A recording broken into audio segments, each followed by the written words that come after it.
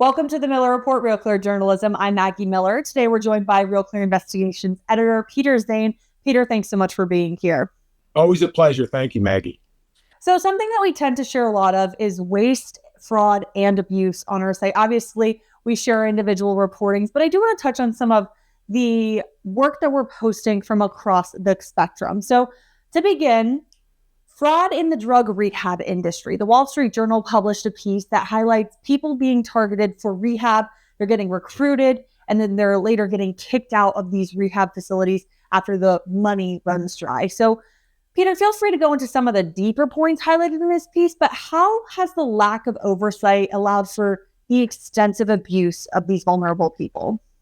So I don't want to begin with a conspiracy theory, but I'm going to have to. So one of the funny things about journalism is that much of the legacy media in particular defends government spending, and yet it is waste, fraud, and abuse connected to the government that is often the way to earn a Pulitzer Prize or to have great deep dive investigative pieces. So my conspiracy theory is that many media outlets protect government and government spending because they know there's going to be plenty of waste involved that will be fodder for them to have deep dive investigative stories. One example of this is the Wall Street Journal's piece recently about drug rehab. And basically what they point out is that these patients rarely pay the premiums themselves. Instead, they say, quote, brokers help them purchase plans under the Affordable Care Act, which we know the Affordable Care Act, of course, is the main sticking point in the budget negotiations going on in Washington, where federal subsidies mean no out-of-pocket costs for people below a certain income. So what they reported is that some unscrupulous drug rehabilitation facilities, especially those in California, but also Florida, have people reach out to Americans who are suffering with drug addiction in the interior of the country that are not near beaches and palm trees and say, hey, why don't you come out to our facility? It's on the water. We'll get you good.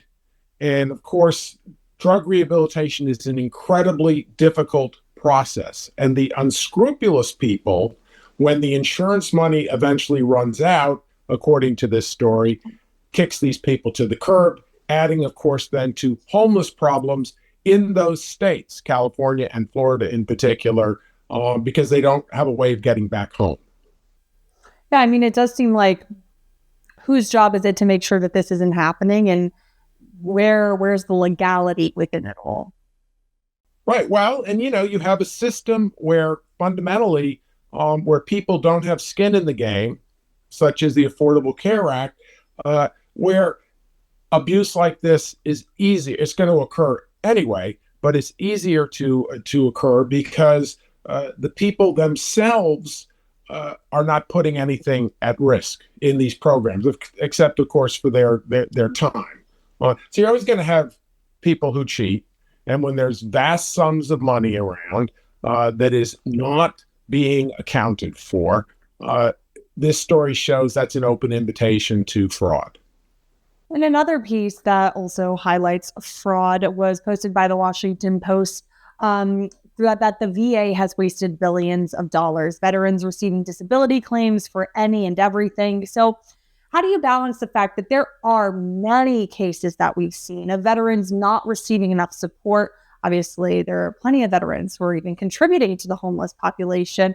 But how do you balance that without stepping into this fraud and lying about injuries or, saying I have eczema from this and that and all this different stuff?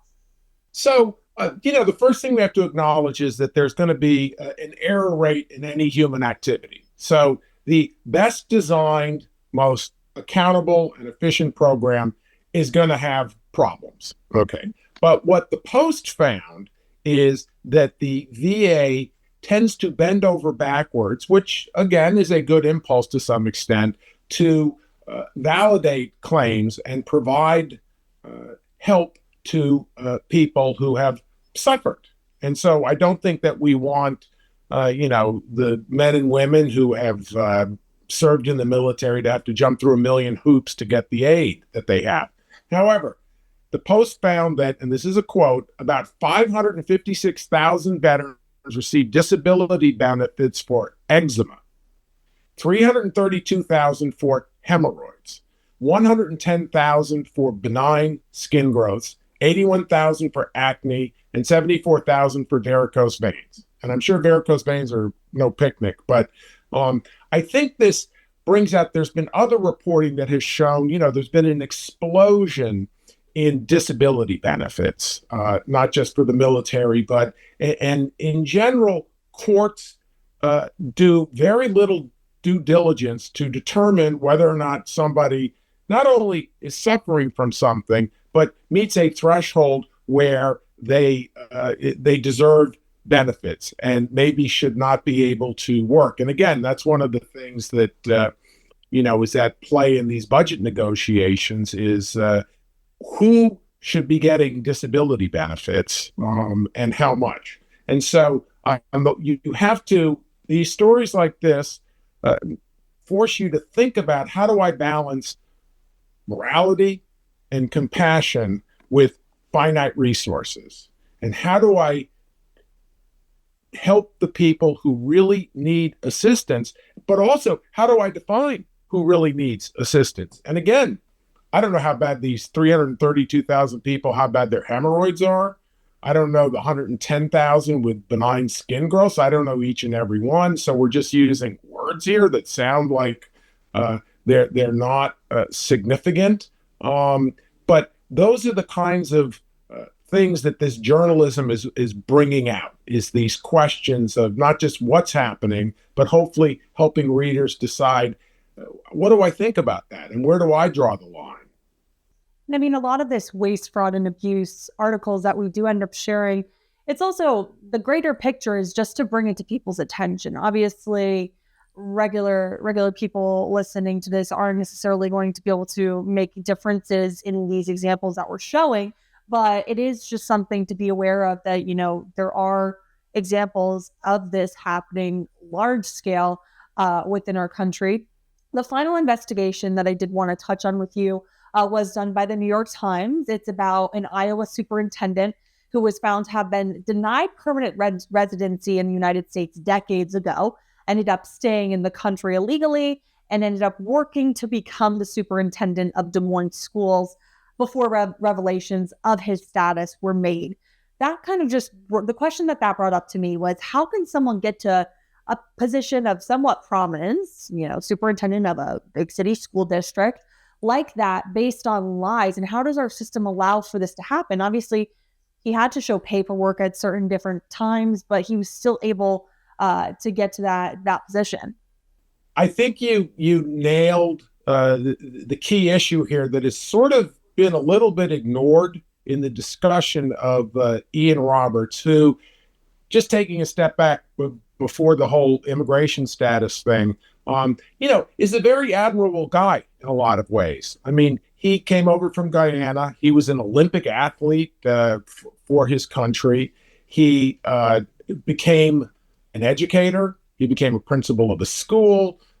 There's every indication that, putting his immigration status aside, he deserved the positions that he rose to.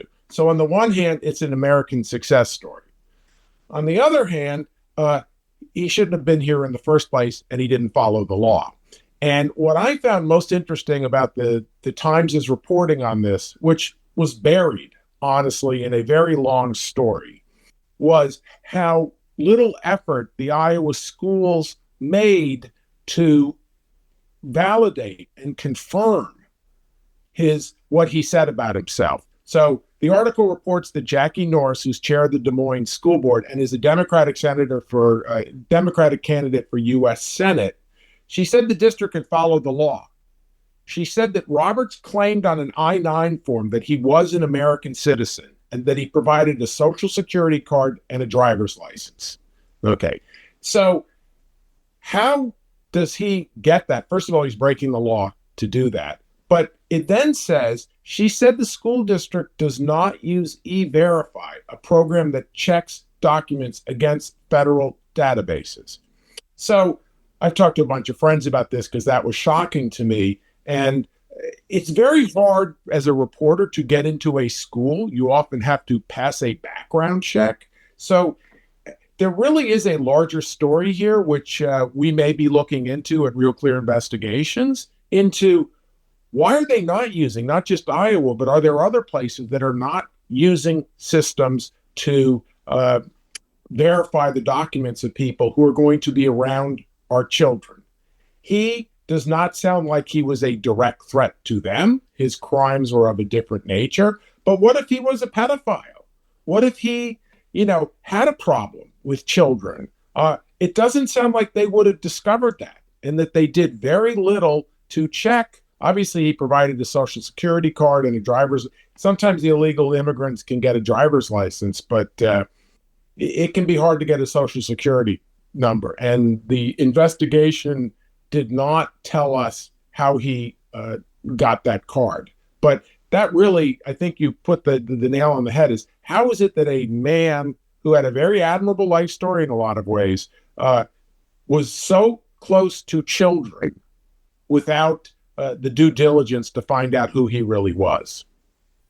And I mean, he had been arrested for something back in his home country, correct? That was part of the reason why he was denied U.S. citizenship. He's actually, I believe it was in the United States. Okay.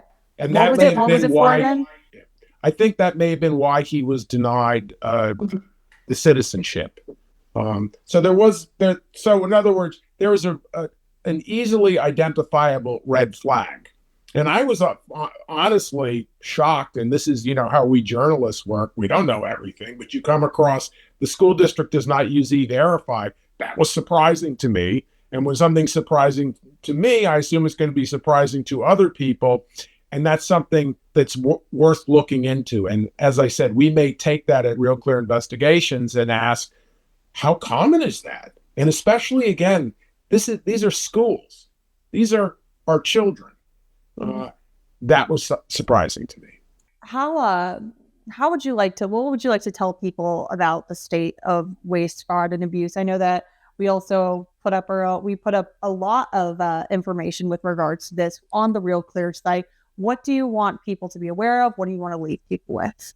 Well, I would like to note that we send out a weekly newsletter, which we probably link to 35 stories from other publications every week on our homepage. And then in the newsletter, we write up 5 of them that we think are particularly important.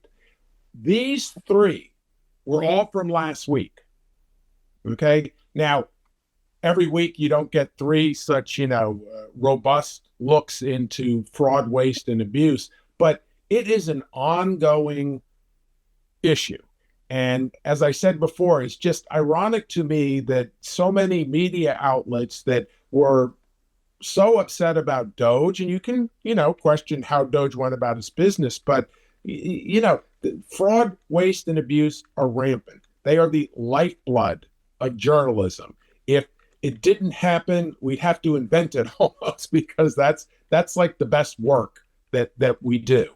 And what we try to do at Real Clear Investigations, both in our own original reporting, but also in the links that we provide, is stay on top of things that we think are important issues. And one of those clearly is the fiscal state of the federal government, state governments, and local governments. That's beautifully put right there. As we mentioned, obviously, I speak to our investigators regularly about their Real Clear investigations that they're posting. Just spoke with Vince Bielski. Hopefully going to be speaking with Paul Sperry next. Peder, thank you so much for your time. Thank you. I really appreciate it. That was it for the Miller Report, Real Clear Journalism. I'm Maggie Miller. I'll see you next time.